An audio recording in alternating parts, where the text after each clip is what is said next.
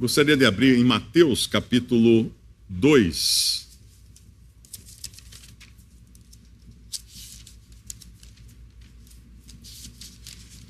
Versículo 1. E tendo nascido Jesus em Belém de Judeia, no tempo do rei Herodes, eis que uns magos vieram do Oriente a Jerusalém, dizendo: onde está aquele que é nascido o rei dos judeus? Porque vimos a sua estrela no Oriente e viemos adorá-lo. E o rei Herodes, ouvindo isto, perturbou-se e toda Jerusalém com ele. E congregados todos os príncipes dos sacerdotes e os escribas do povo, perguntou-lhes onde havia de nascer o Cristo. E eles lhe disseram: em Belém da Judeia, porque assim está escrito pelos profetas: e tu, Belém, terra de Judá, de modo nenhum és a menor entre as capitais de Judá, porque de ti sairá o guia que há de apacentar o meu povo de Israel. Então Herodes, chamando secretamente os magos, inquiriu exatamente deles acerca do tempo em que a estrela lhes aparecera. E enviando-os a Belém, disse: ide e perguntai diligentemente pelo menino, e quando o achardes, participai-mo, para que também eu vá e o adore. E tendo eles ouvido o rei, partiram, e eis que a estrela que tinham visto no oriente ia adiante deles, até que chegando se deteve sobre o lugar onde estava o menino. E vendo eles a estrela, alegraram-se muito, com grande alegria. E entrando na casa, acharam o menino com Maria sua mãe, e prostrando-se o adoraram, e abrindo seus tesouros lhe ofertaram dádivas, ouro, incenso e mirra. E sendo por divina revelação avisados em sonhos, para que não voltassem para junto de Herodes, partiram para sua terra por outro caminho. Essa passagem é muito conhecida, essa passagem todo ano, no Natal, as pessoas costumam ler, costumam montar presépios, costumam lembrar dos reis magos, chamados reis magos. Existe, claro, todo um folclore envolvendo essa passagem. Por exemplo, o fato de colocar no presépio 3 reis magos, né? Que aqui não fala que eram 3, fala que eram 3 presentes, mas nós nunca sabemos quantos eram. Eram mais de um, porque é plural, mas não sabemos quantos eram. Também é comum colocar no presépio aquele bebezinho na manjedoura, e o burrinho, a vaquinha, e os magos, os reis magos em volta, José e Maria. No entanto, quando nós lemos o texto, nós vemos que eles chegaram lá, o menino Jesus já devia ter por volta de 2 anos de idade. Não estava mais na manjedoura, estava numa casa. Por isso que eles vão encontrá-lo numa casa. E depois, lendo a continuação, nós vemos que Herodes, irado, querendo destruir aquele que ele achava que era um concorrente, que era o rei de Israel, ele não queria deixar lugar para outro rei, manda matar meninos com idade por volta de 2 anos de idade. Então era essa a idade que o menino Jesus foi encontrado. Mas o ponto aqui do assunto que eu queria trazer hoje não é esse, apenas essas pinceladas para esclarecer essas lendas em torno dos reis magos. O ponto é: quem eram esses magos? Quem eram esses magos? E a outra pergunta é: como eles sabiam dessa estrela? Porque eles não eram judeus, eles vieram do Oriente, vieram de um lugar distante, talvez de Babilônia, talvez do Iraque, onde é hoje o Iraque, ou Síria, ou talvez Irã, nós não sabemos exatamente, mas eles vieram do Oriente da terra de Israel. E como eles sabiam dessa estrela e quem eram eles? Primeiro, quem eram eles? Porque nós encontramos na lei, no Antigo Testamento, Deus falando duramente contra magos, contra feiticeiros, contra aqueles que faziam mágica, que faziam feitiçarias, que faziam adivinhações. Isso era totalmente proibido na lei que Deus deu a Israel. Então, como que de repente aparecem magos? Como aparecem, eu quase falei 3 magos, né? De tanto tamanho costume. Mas como de repente aparecem magos aqui? E parece que está tudo bem, inseridos no Evangelho e vindo buscar adorar o menino Jesus. Bom, eu quando era garoto, meu pai era um leitor, assim, contumaz. Meu pai lia livros, assinava um clube do livro, chegava, não sei se é um por semana, um a cada 2 semanas, um romance, uma ficção, ele lia, devorava tudo. e sempre leu muito e entendia de tudo, todo tipo de assunto, você conversava com ele. Ele assinava Mecânica Popular em espanhol, lia espanhol, e assinava uma revista chamada Seleções do Reader's Digest. Isso durante toda a minha infância e durante toda a minha adolescência, eu lia de capa a capa essa revista, que era muito interessante, tinha artigos interessantes, diversos assuntos, e tinha uma seção no final que era o resumo de livro.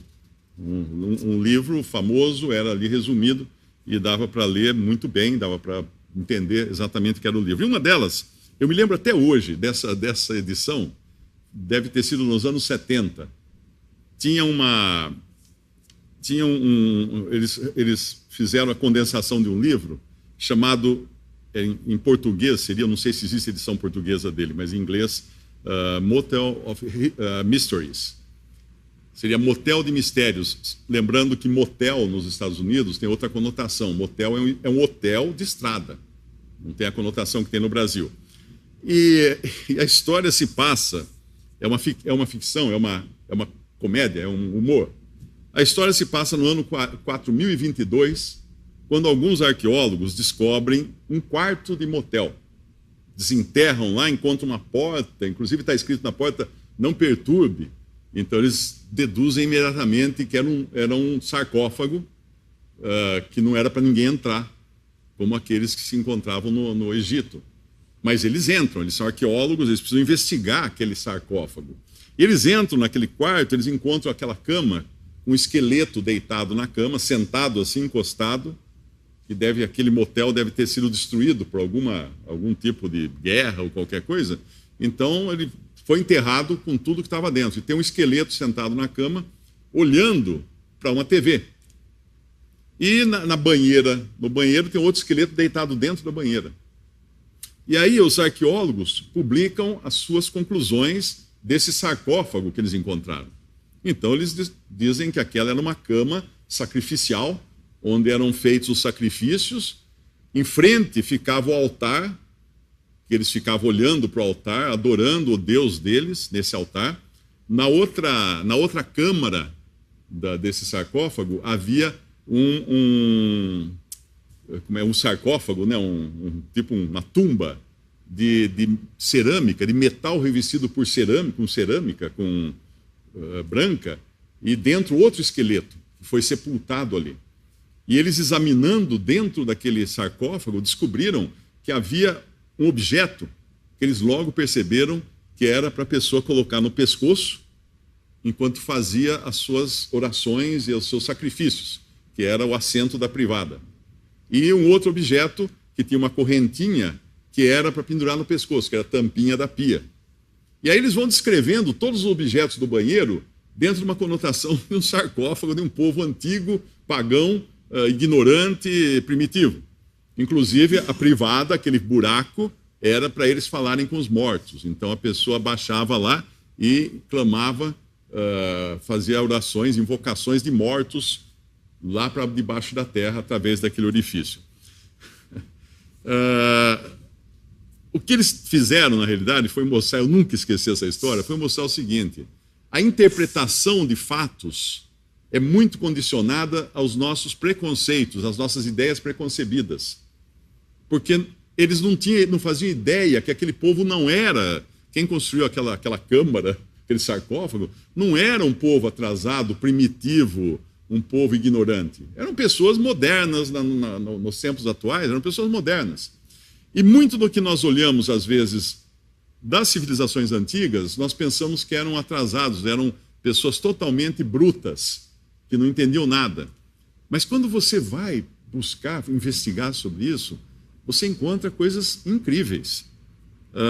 Por exemplo, a Arca de Noé.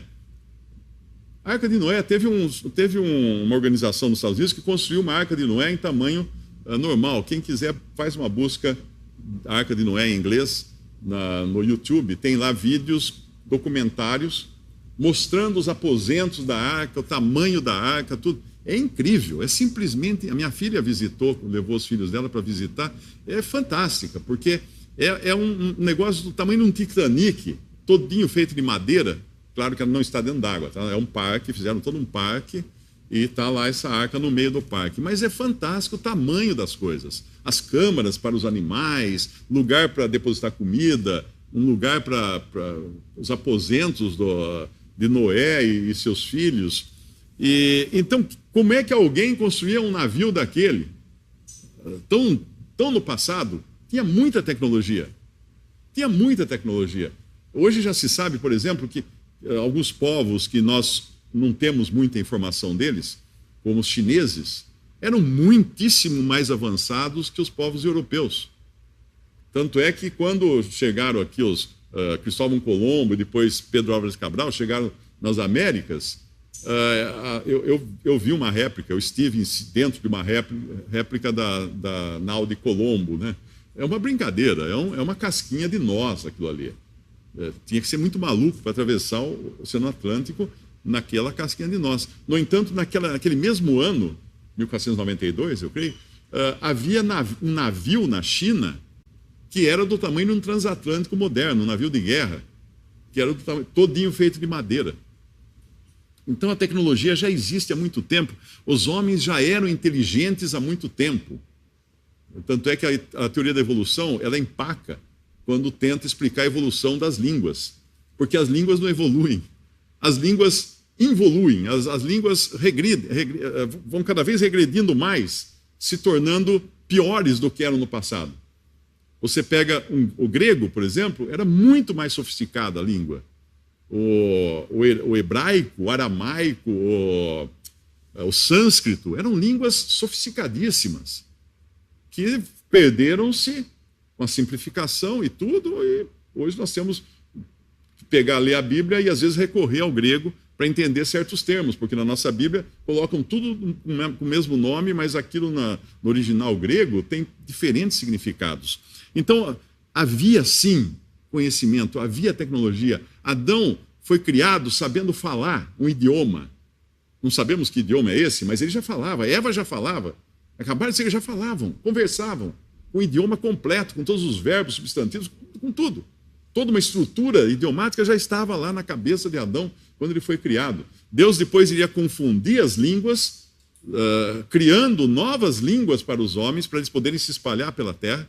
Foi a ordem inicial de Deus, quando ele falou para Adão, para crescer e multiplicar-vos e enchei a terra. E quando Noé saiu da arca, multiplicai-vos, enchei a terra. Os homens não quiseram encher a terra, se concentraram no lugar, construíram uma torre, a Torre de Babel, e Deus precisou ir lá e mandar que eles saíssem e se espalhassem, e fossem por toda a terra para poder espalhar, conforme Deus havia pedido no começo.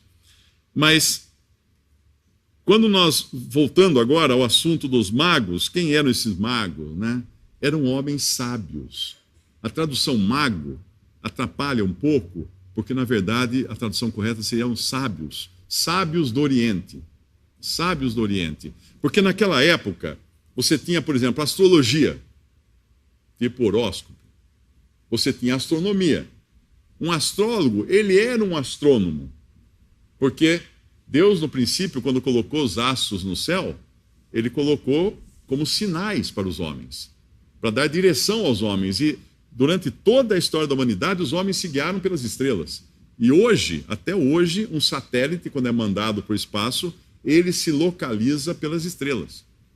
A gente pode usar o GPS e falar assim, isso aqui é um aparelho que nos dá a nossa localização graças a um satélite que está lá em cima no espaço. Aí a pergunta é, mas como é que o satélite, que GPS que o satélite tem para saber onde ele deve ficar?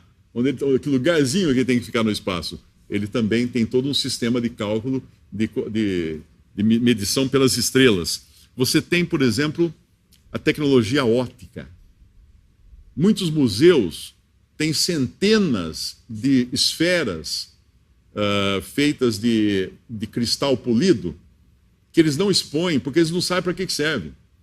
Muitas delas foram tiradas de olhos de divindades antigas. Eles pegavam aquela bolinha de cristal polido, falavam, para que será que serve isso? E guardavam, achavam como aqueles que descobriram o quarto do motel, eles acham que aquelas bolinhas eram algum objeto para fazer sacrifícios, fazer adoração a deuses pagãos e coisas assim. E, na verdade, eram instrumentos ópticos.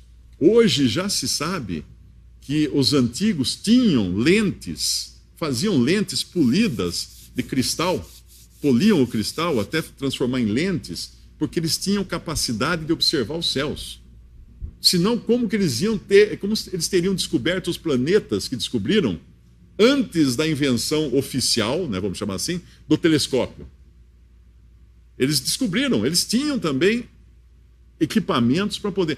Toda a localização, toda a plotagem das pirâmides é feita com base em cálculos estelares, que só pessoas com capacidade muito grande intelectual e também com equipamentos equivalentes até equipamentos modernos de medição de distâncias e tudo mais poderia ter feito.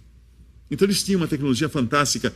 Eu até li um artigo que os babilônicos já sabiam que Saturno tinha anéis, mas ninguém consegue, a pessoa talvez consiga descobrir que uma determinada estrelinha lá é Saturno, mas com o olho nu não dá para ver anéis.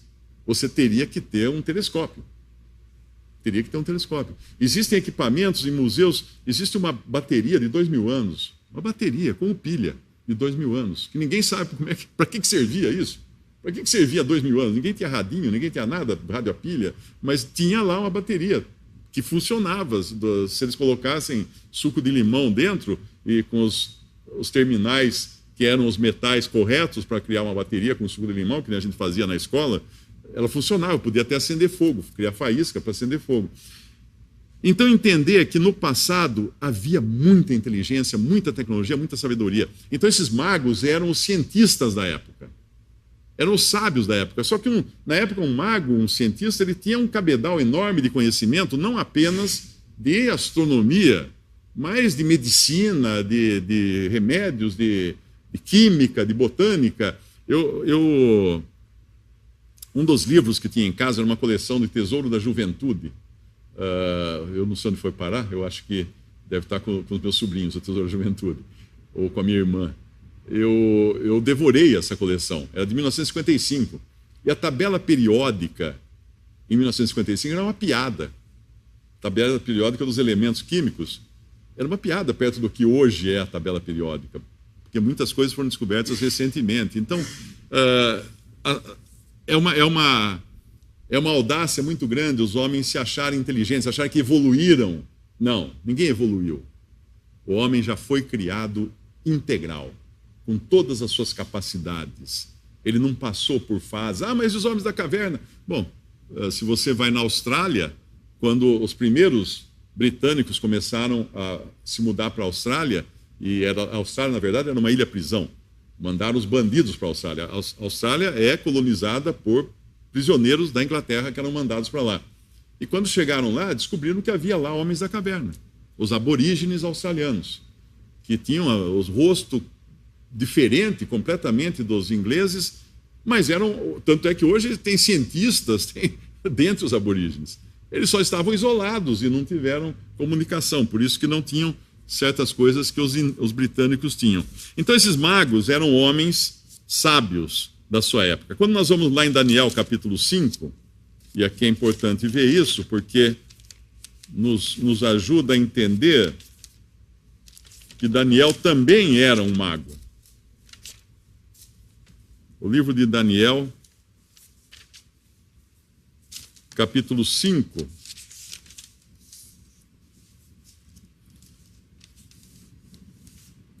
Quando Belsazzar vê uma mão escrevendo na parede do seu palácio, Belsazzar era neto de Nabucodonosor, ele fica muito aflito, aí vem a esposa dele, a rainha, Belsazzar era o rei, vem a rainha, e fala assim, então o rei Belsazzar perturbou-se muito, mudou-se nele o seu semblante, seus grandes estavam sobressaltados, a rainha, por causa das palavras do rei e dos seus grandes, entrou na casa do banquete e falou à rainha e disse, ó rei, vive para sempre, não te turbem os teus pensamentos, nem se mude o teu semblante.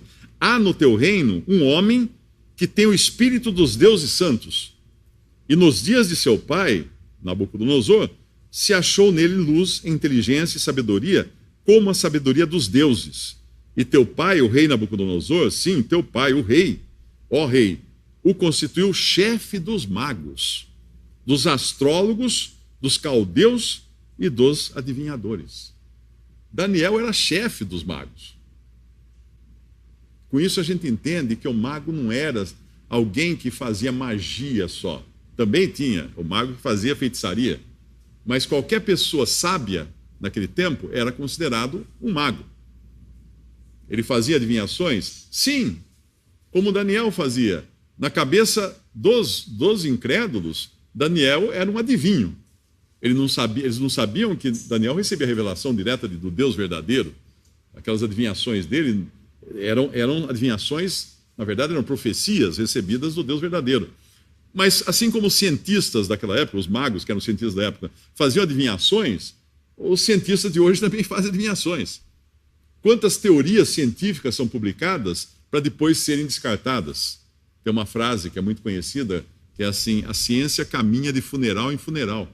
Porque aquilo que valia lá em 1955 como tabela periódica, hoje não vale mais, estava incompleta.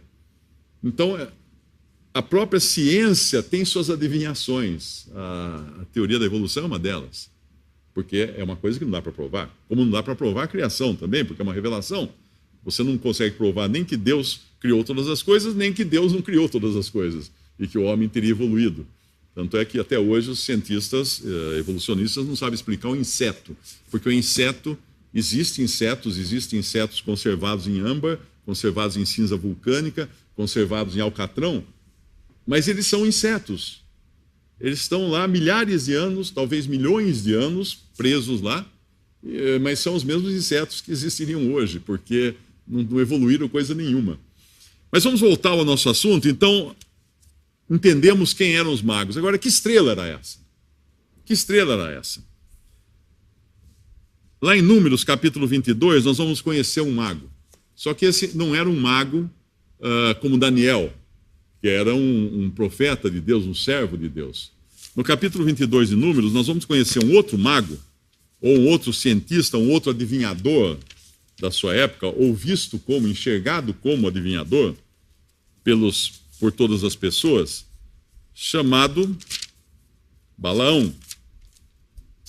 Em Números capítulo 22, nós encontramos a história de Balaão. A história de Balaão é bem longa, então não caberia aqui ler todos os capítulos 22, 23, 24, 25, onde conta toda a história de Balaão. Então eu vou tentar resumir a história de Balaão. Havia um rei Balaque, e se vocês quiserem conhecer a aparência do rei Balaque, pesquisem no Google, digitem no Google Balaque, e vocês vão descobrir que ele é muito parecido comigo.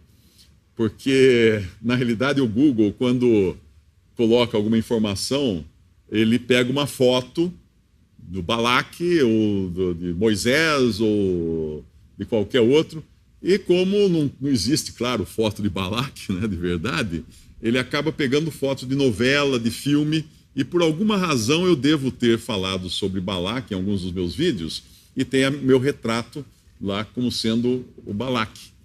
Até que ele é bem parecido comigo, o Balaque, era muito parecido, bem simpático o rei Balaque. Balaque era o rei dos Moabitas, era o rei dos Moabitas, e ele estava preocupadíssimo porque Israel estava chegando, e todas as notícias que ele tinha é que onde Israel passava, ele exterminava todo mundo.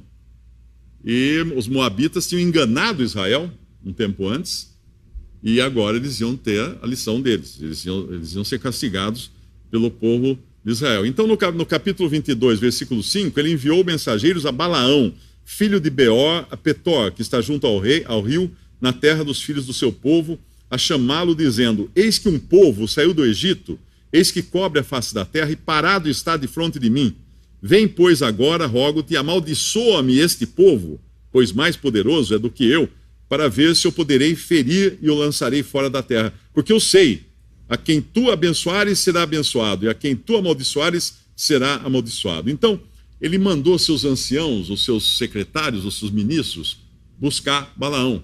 E eles levaram muitos presentes, muito pagamento, porque Balaão era um feiticeiro, era um cientista, um mago, um sábio da época, um feiticeiro, um adivinhador, tudo isso no pacote dos que eram considerados magos ou cientistas ou sábios da época. E Ele chega a Balaão, transmite a mensagem, e Balaão lhes disse: passai aqui esta noite e vos trarei a resposta, como Jeová me falar. Então os príncipes dos moabitas ficaram com Balaão. Balaão, na realidade, não invocava o Deus de Israel. Ele fazia de conta. Porque ele invocava os demônios.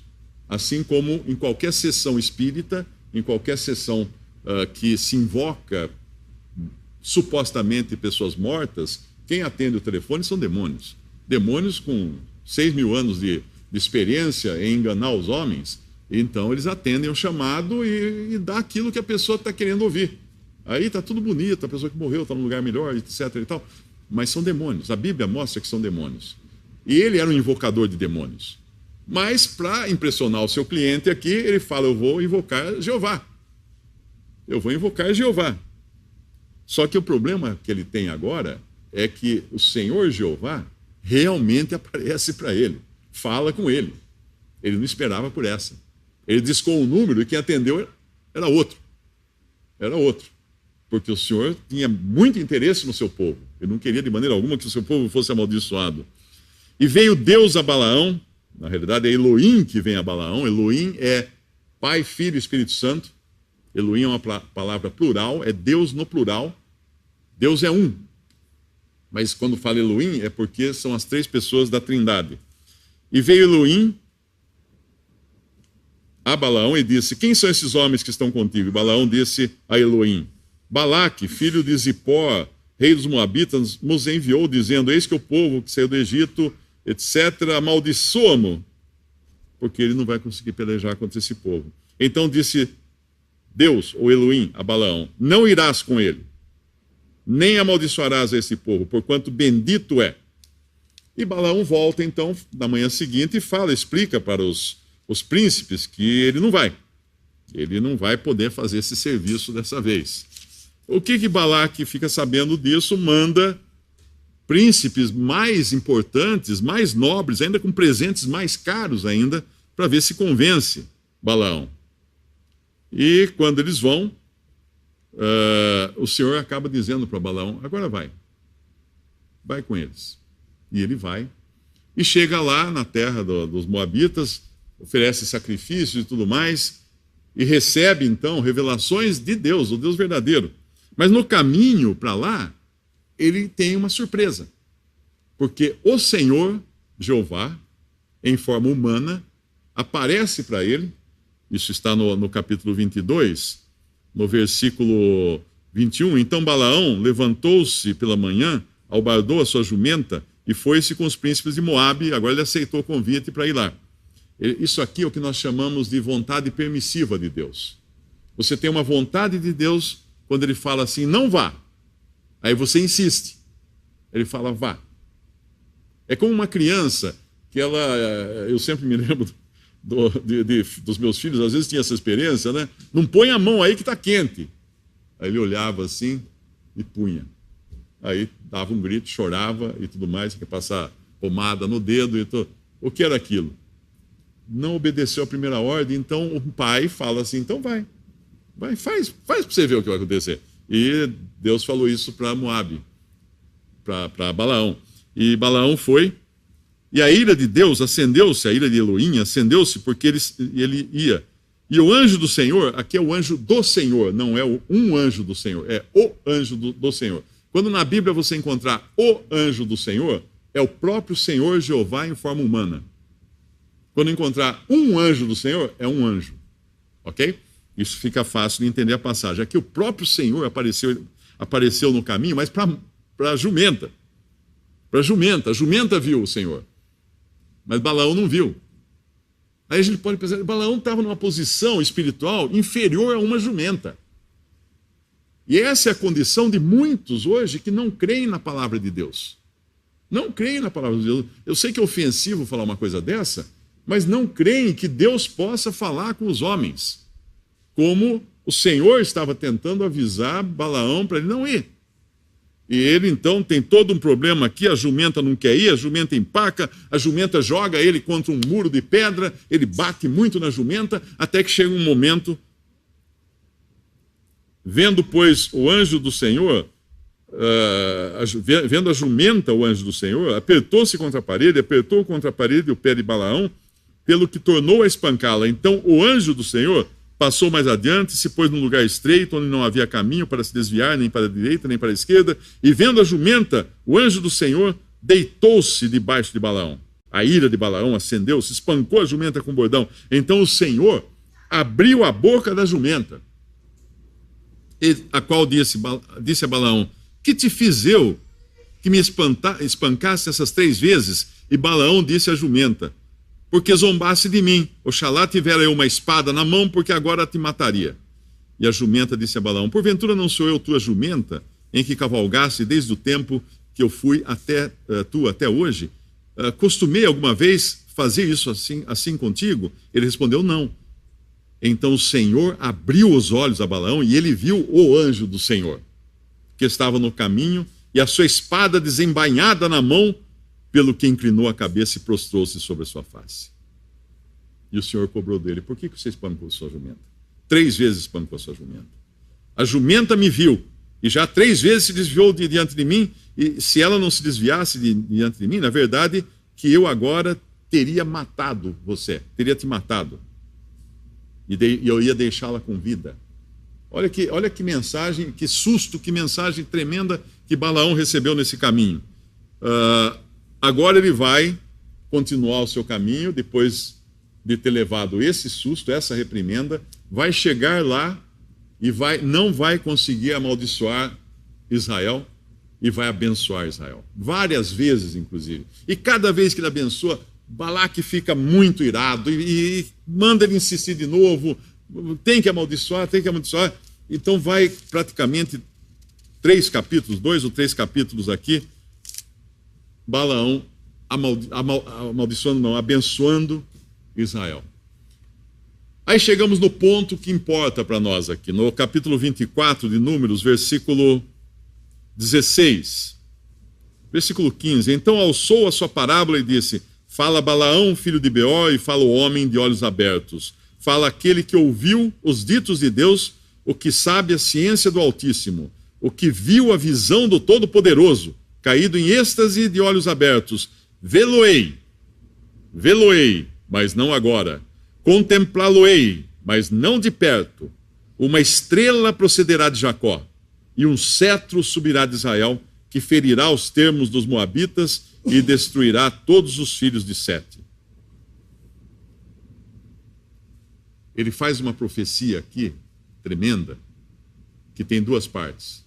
Primeiro ele fala: vê-lo-ei, verei o Senhor, não agora.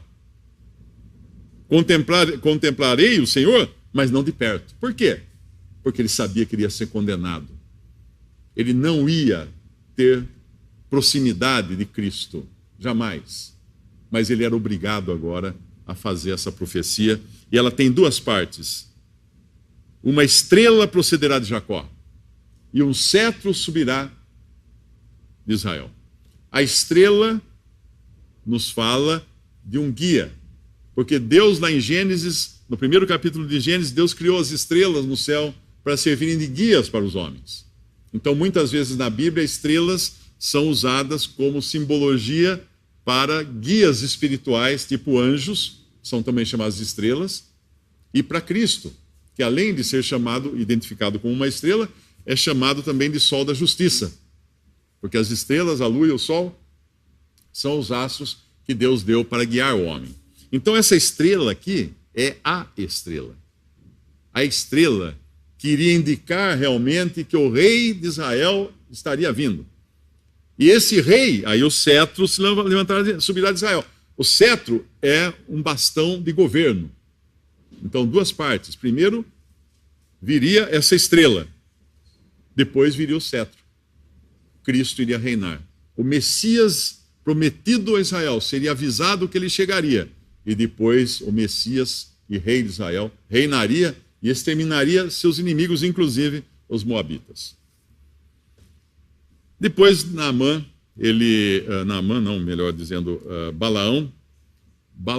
ele vai acabar morto no capítulo 13 de Josué, do livro de Josué, ele é morto, mas não sem antes causar muito problema para Israel. Porque depois disso aqui, ele foi e começou a insistir para os israelitas tomarem mulheres dos povos pagãos para corrompê-las, para se prostituírem com elas e se prostituírem também espiritualmente, idolatrando, adorando ídolos pagãos. Então ele fez uma confusão, ele trabalhou para tentar destruir Israel por dentro. Se ele não conseguiu amaldiçoar de fora para dentro, ele foi de dentro para fora e conseguiu contaminar o povo de Israel, mas isso é outra história que é contada nos capítulos seguintes aqui de Números, até o capítulo 31 de Números, e é citada essa sua tentativa, que foi bem sucedida, de corromper o povo de Israel, é citada inclusive em Apocalipse, capítulo 2.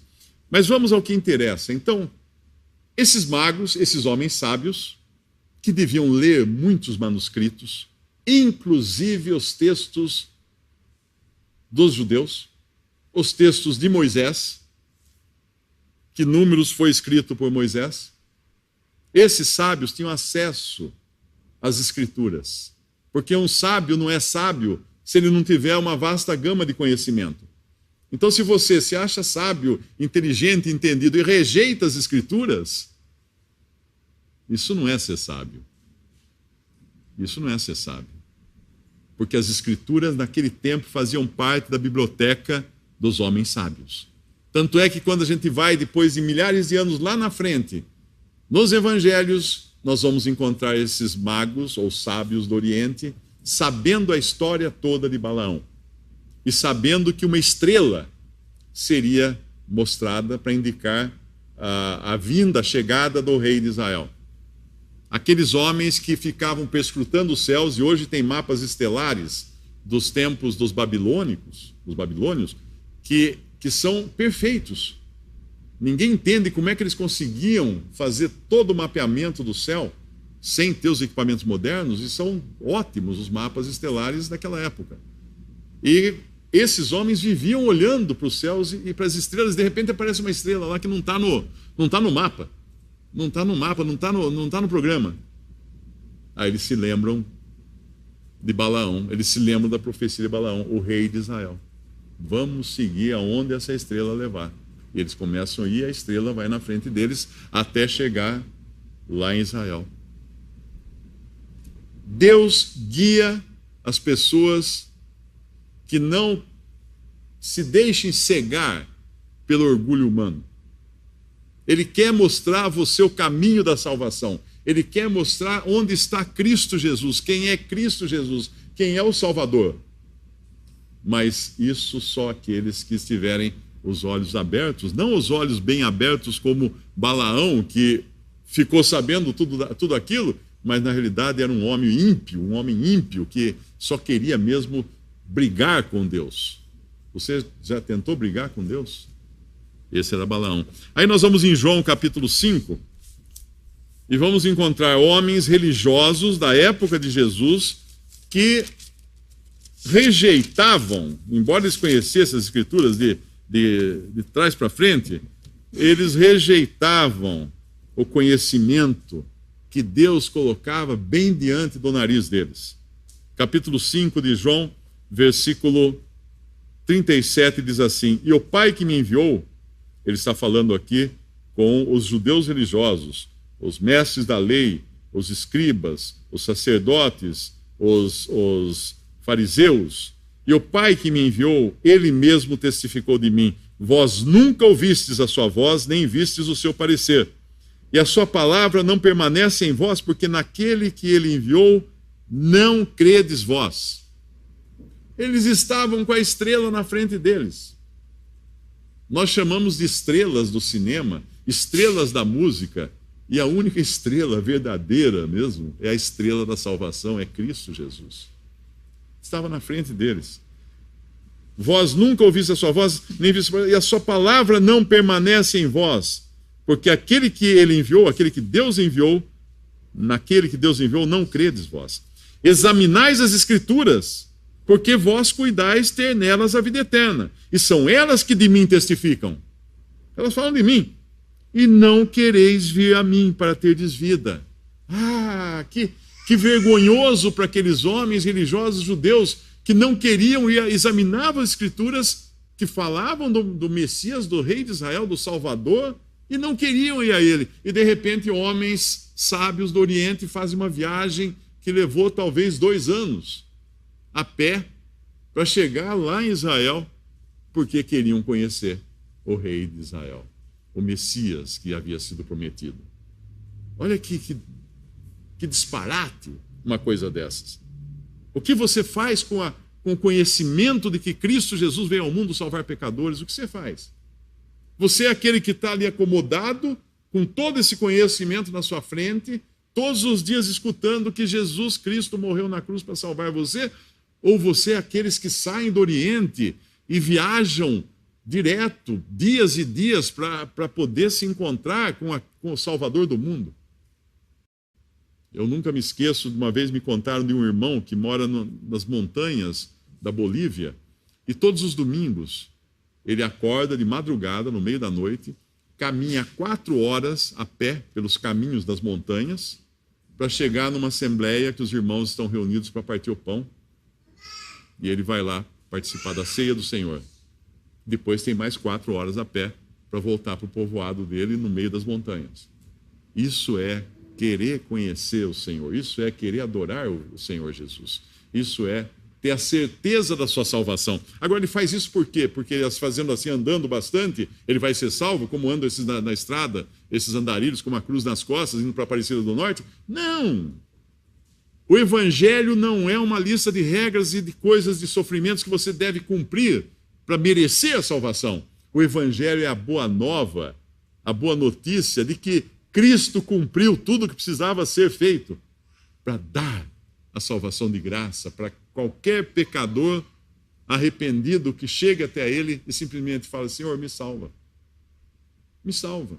Quando aquele centurião que queria se suicidar ali, depois que ele viu que os seus presos talvez tivessem escapado, inclusive Paulo e Silas, ele pergunta para Paulo e Silas: senhores, o que eu devo fazer para ser salvo?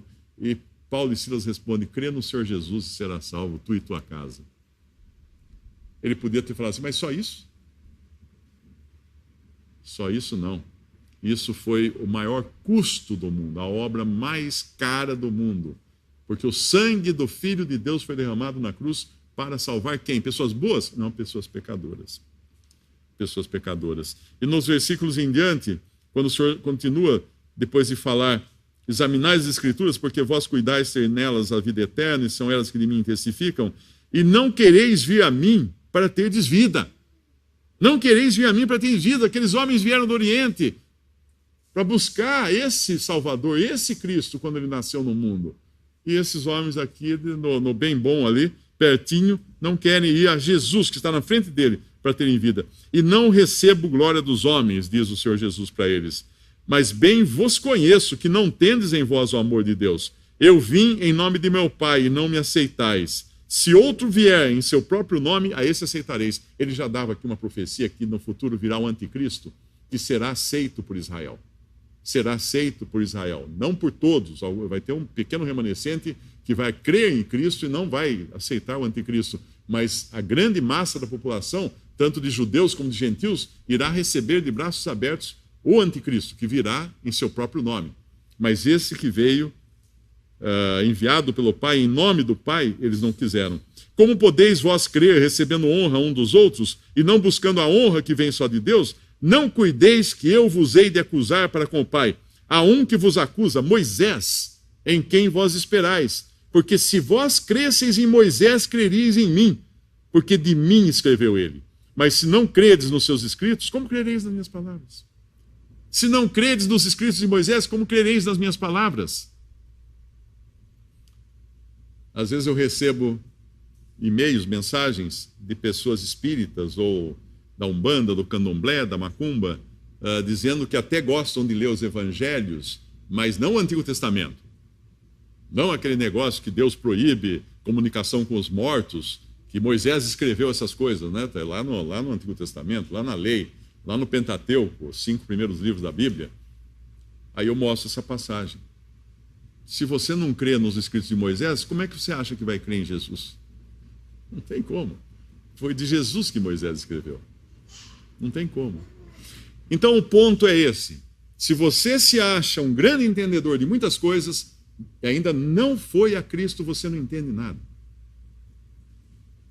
Você ainda não entendeu aquilo que tem valor para a vida eterna.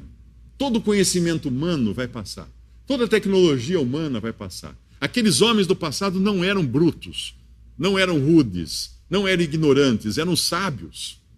Eram sábios que perscrutavam as Escrituras e muitos outros documentos, muitos outros livros e conhecimentos, mas eram sábios, eles estavam atrás. E aqueles que buscavam realmente a salvação iriam encontrar, iriam seguir a estrela. Você já seguiu a estrela?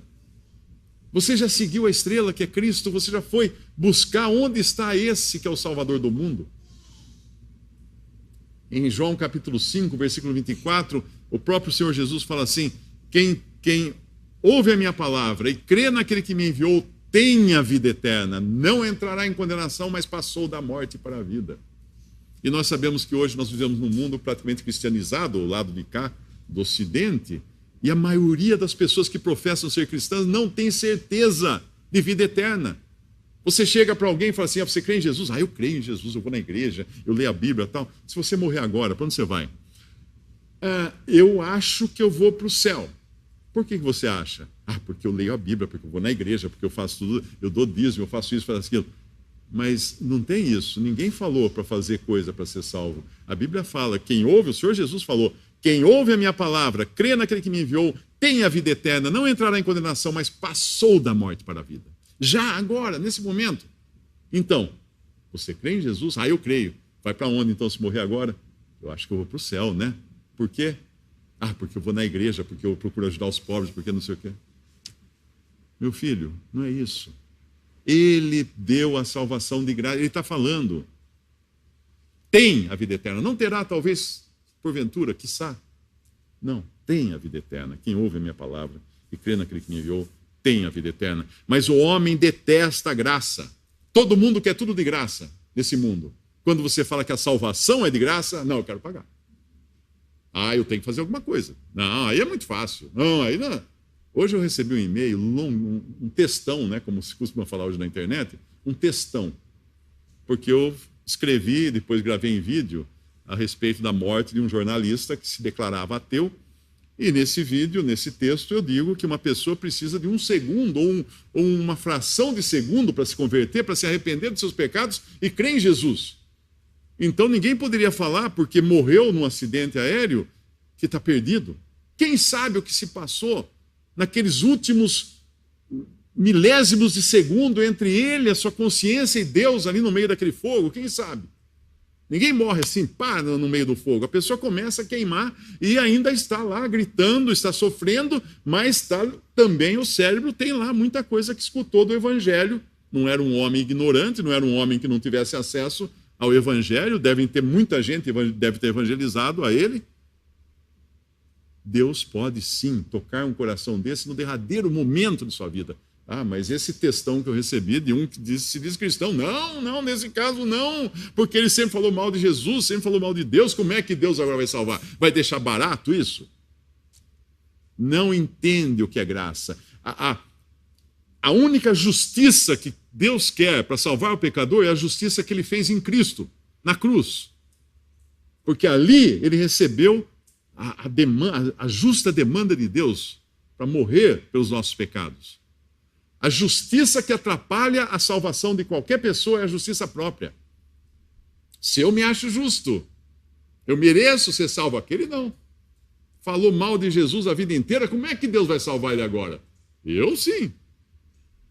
O fariseu publicano, o fariseu está no templo falando assim, Deus, eu dou dízimo, eu jejuo, eu faço isso, eu faço aquilo, e e um publicano, que era um traidor da pátria naquele tempo, porque ele coletava impostos dos judeus para entregar para o invasor romano, o publicano não ousava nem levantar os olhos e batia no peito e falava assim, Deus, tem misericórdia de mim que eu sou pecador.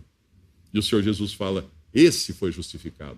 Não aquele. Por quê? Porque aquele tem justiça própria. Você não vai poder ser justificado por Cristo se você tem a sua própria justiça.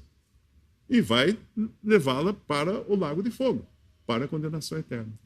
Então, creia em Jesus, aceite que Deus já indicou o caminho, Deus já deu a estrela, Deus já mostrou, e essa estrela que é seguida até pelos mais improváveis, como aqueles magos do Oriente, ou qualquer pessoa que passou uma vida dissoluta e no último segundo da sua vida crê no Salvador. Sim, será salva. Se ele creu no Salvador, será salvo. E aquele que passou a vida inteira numa igreja, a Bíblia do braço, cantando, louvando, fazendo isso, fazendo aquilo, falando, ó Senhor, em teu nome expulsei demônios, em teu nome fiz maravilhas, em teu nome profetizei. E o Senhor vai falar para ele em Mateus capítulo 7, nunca vos conheci, apartai-vos de mim, nunca vos conheci. Isso é o religioso. Deus não vai salvar religiosos, Deus vai salvar pecadores arrependidos que creem em Jesus como Salvador. Espero que você seja um deles. Vamos dar graças a Deus.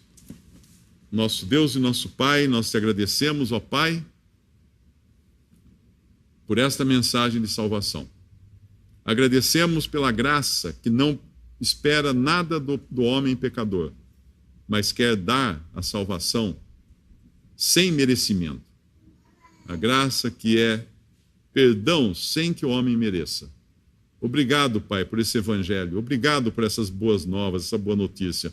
Obrigado, Pai, porque tu queres libertar pecadores de seus pecados, do domínio do diabo, para transportá-los para o reino do Filho do teu amor.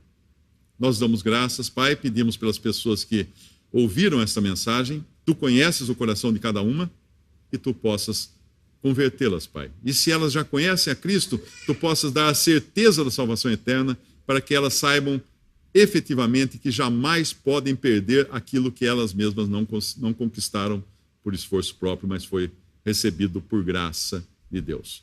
Pedimos isso e agradecemos em nome de nosso Senhor e Salvador Jesus. Amém.